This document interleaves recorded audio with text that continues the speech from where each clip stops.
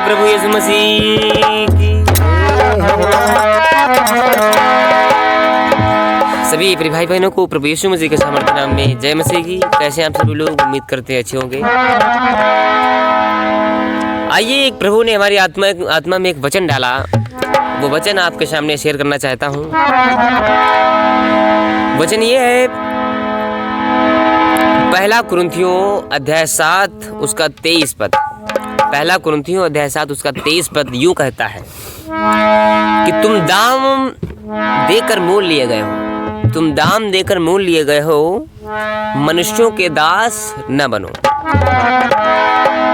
तो मेरे प्रिय भाई बहनों, आज का गीत इसी वचन पर आधारित है और इसका अर्थ, पूरा सार इस वचन का गहराई से वो इस गीत के माध्यम से आपको बताने का प्रयास करेंगे कि इस वचन का वाकई में तात्पर्य है क्या। क्योंकि कहता है कि तुम दाम देकर मोल लिए गए हो, मनुष्य के दास ना बनो।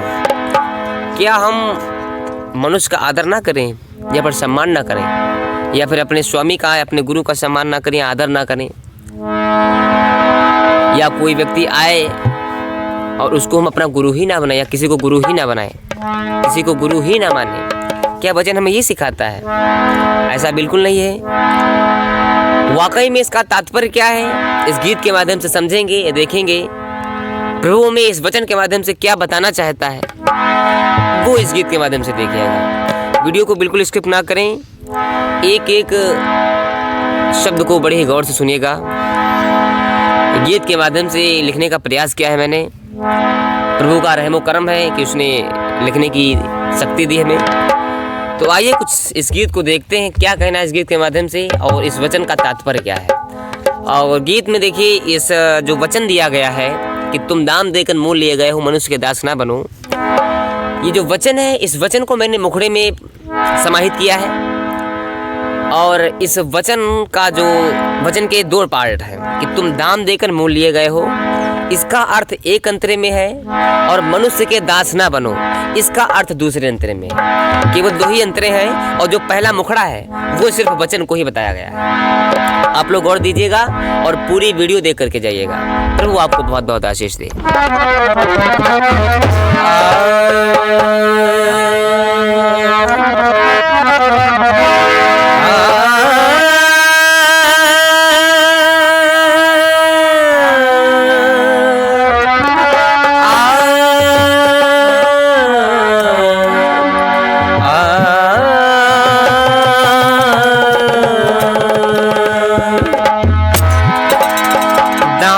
देकर खरीदा है प्रभु ने हमें, भैया, दाम देकर खरीदा है प्रभु ने हमें, दास मानव का बनकर है क्या फायदा। दाम देकर खरीदा है प्रभु ने हमें, दास मानव का बनकर है क्या फायदा।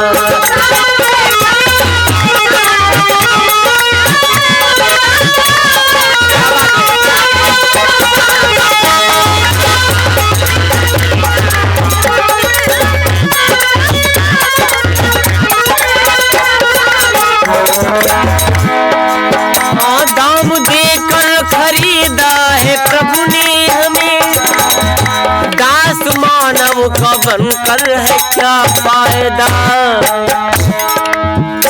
असली स्वामी हमारा है यीशु मसीह, असली स्वामी हमारा है यीशु मसीह, बन के औरों का नौकर है क्या फायदा।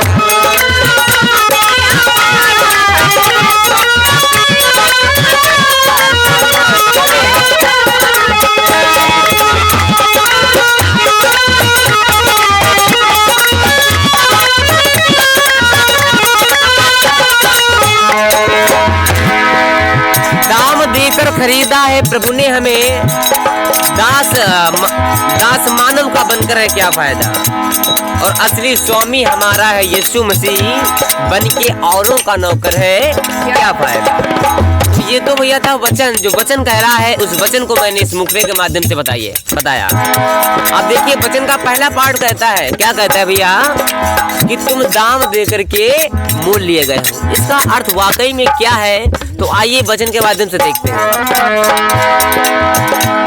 देखिए यहाँ जो दाम का अर्थ लिया गया है, जो दाम का शब्द लिया गया है, इसका तात्पर्य है कि यीशु मसीह का लहू। यीशु मसीह ने अपना लहू बहा करके हमको आजाद किया, हमको पापों से छुटकारा दिया। उसने हमें पापों से आजाद किया, पापों से खरीदा है। जो हम पाप में पड़े हुए थे, अंधकार में पड़े हुए थे, उस अंधकार से हमें निकाल करके प्रकाश में डाल दिया है। सुनिएगा, दर गुलामी से आजाद प्रभु ने किया, दर गुलामी से आजाद प्रभु ने किया, उसकी कीमत की खातिर बहाया लहू। दर गुलामी से आजाद प्रभु ने किया, उसकी कीमत की खातिर डर गुलामी से आजाद प्रभु ने किया, इसकी कीमत के खातिर बहाया लहू।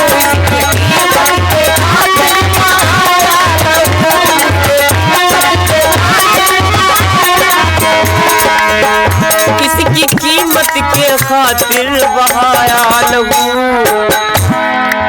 पहला पत्रस अध्याय 1 उसका 18 से 19 पद कहता है कि तुम नाश होने वाली वस्तुओं से नहीं, पर मसीह के अनमोल लहू से छुड़ाए गए हो। हालेलुया। तो हम पाप, डर, कानून की दास्तां, मनुष्य की गुलामी से हमको प्रभु ने छुड़ा लिया है। अब हम गुलामी का जीवन नहीं बल्कि आजादी का जीवन जी रहे हैं। अब हमारा जो स्वामी है यीशु मसीह, कहना है डर गुलामी से आजाद प्रभु ने किया, इसकी कीमत की खातिर बहाया लहू। हमको दे दी है, हमको दे दी जगह उस प्रभु यीशु ने, हमको दे दी जगह उस प्रभु यीशु ने। दूसरी जगह रह कर है क्या फायदा, हमको दे दी जगह है प्रभु यीशु ने, दूसरी जगह रह कर है क्या फायदा।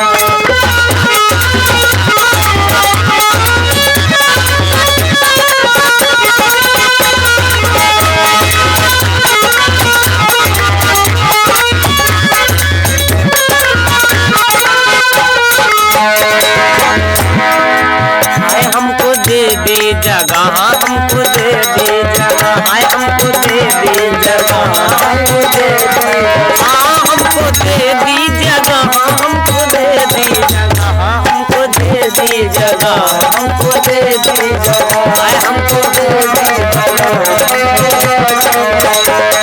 मसीहा ने हमको दे दी जगह, हमको दे दी जगह, हमको दे दी जगह। मसीहा ने हमको दे दी जगह, हमको दे दी जगह, हमको दे दी जगह, हमको दे दी जगह, हमको दे दी जगह उस प्रभु यीशु ने, दूसरी जगह रह कर है क्या फायदा।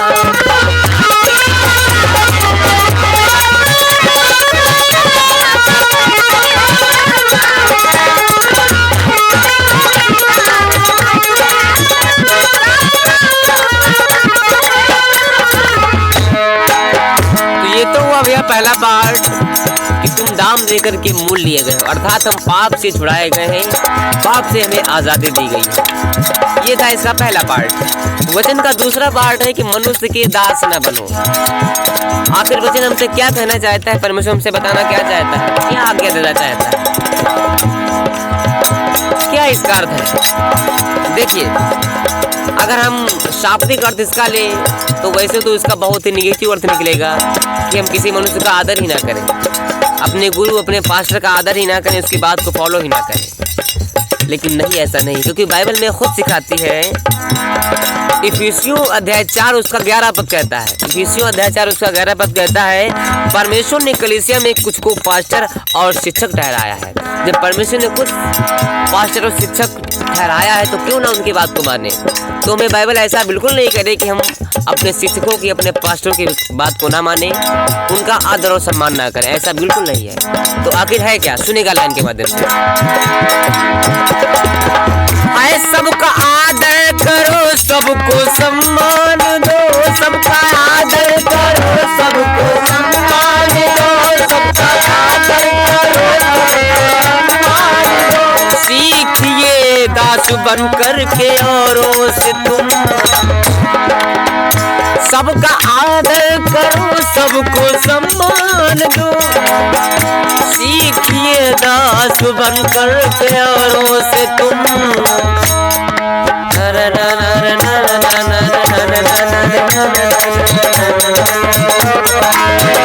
सबका आदर करो, सबको सम्मान दो,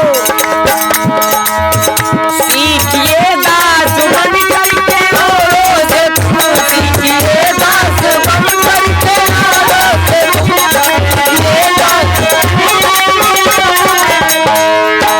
आए सीखिए दास बन करके औरों से तुम। लेकिन इसमें एक शर्त, बाइबल बिल्कुल नहीं करे कि आप सीखिए मत, किसी को गुरु मानिए मत, किसी को फॉलो मत करिए। लेकिन इसमें शर्त क्या है, वो शर्त सुनिएगा। हाय अंधे बन करके, हाय अंधे बन करके, हाँ हाँ अंधे बन करके, हाय अंधे बन करके घर बात को मानते हो, अंधे बन करके घर बात को मानते, सीख वो सीख करके है क्या फायदा, अंधे बन करके घर बात को मानते, सीख वो सीख करके है क्या फायदा।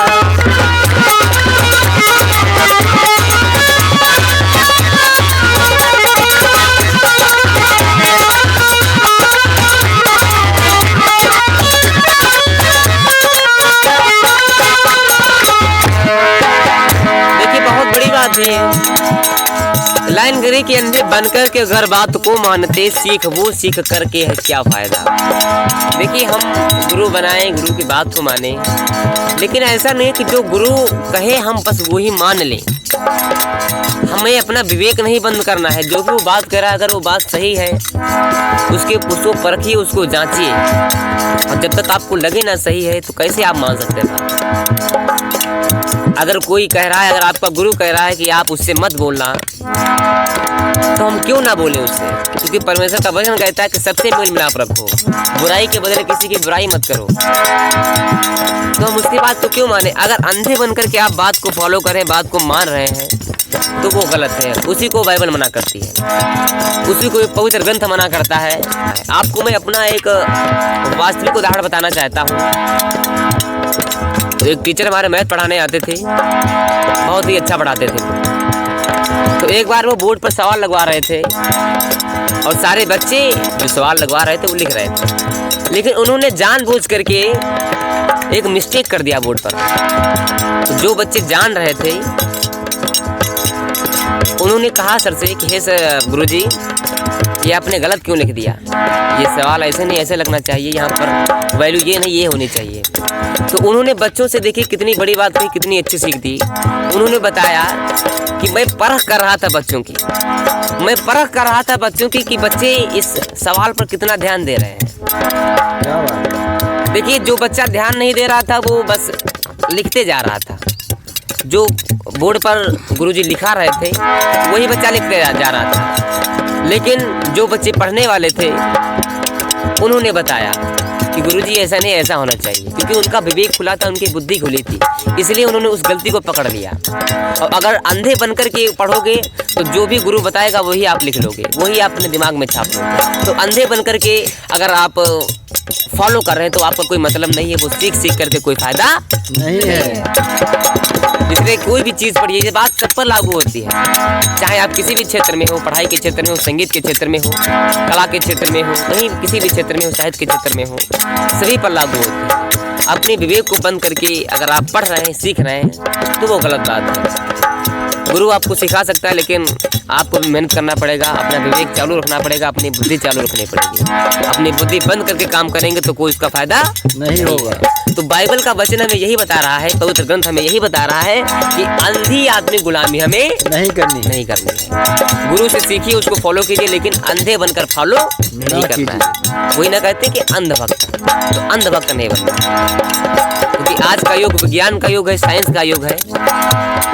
तो अंधे बनकर नहीं जीना है, विवेक पूर्ण होकर के जीना है, होश में जीना है, बेहोश होकर नहीं जीना। इसीलिए कहता हूँ, हाय अंधे बन करके कर बात को मानते, सीख वो सीख करके है क्या फायदा।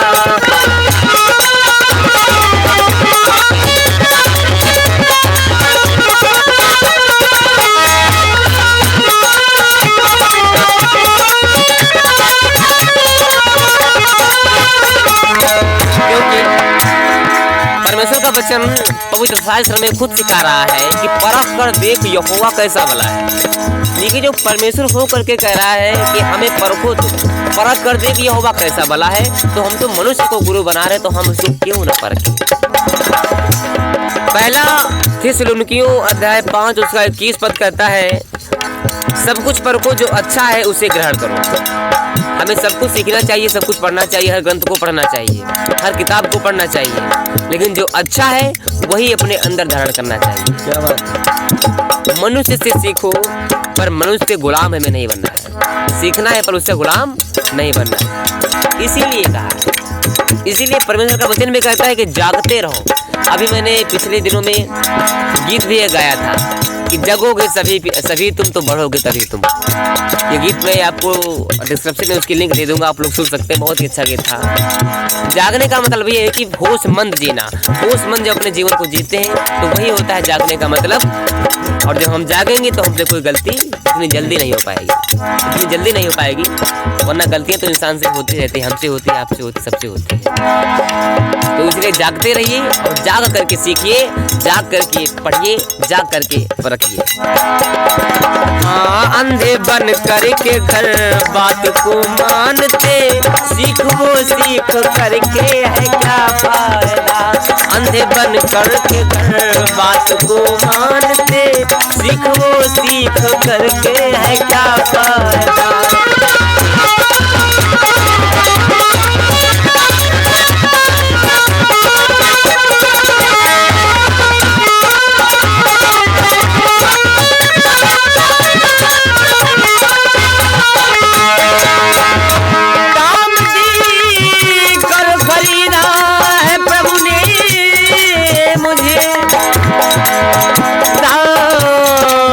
मानव कबन कर है क्या फायदा।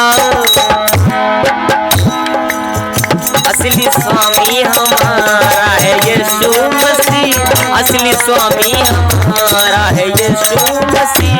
बन के औरों का नौकर है क्या फायदा।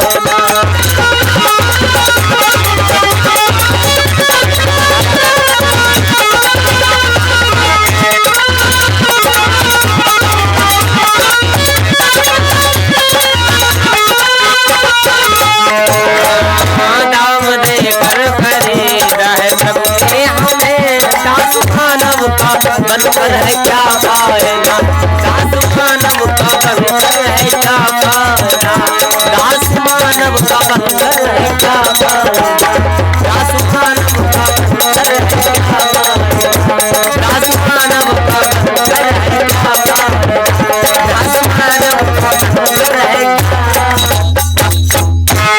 दास मानव का बनकर है क्या। बोलिए प्रभु यीशु मसीह की। अगर ये वीडियो वाकई में आप लोगों को अच्छी लगी हो तो इस वीडियो पे आप लोग कमेंट ज़रूर करें कि ये वचन के माध्यम से ये गीत कैसा रहा, क्योंकि आप लोग जब कमेंट करते हैं तो हम लोगों को बहुत खुशी मिलती है, आनंद मिलता है। और ऐसे ही हमसे जुड़े रहिए, नए नए गीतों के साथ हम फिर से मिलते हैं। तब तक के लिए जय मसीह की।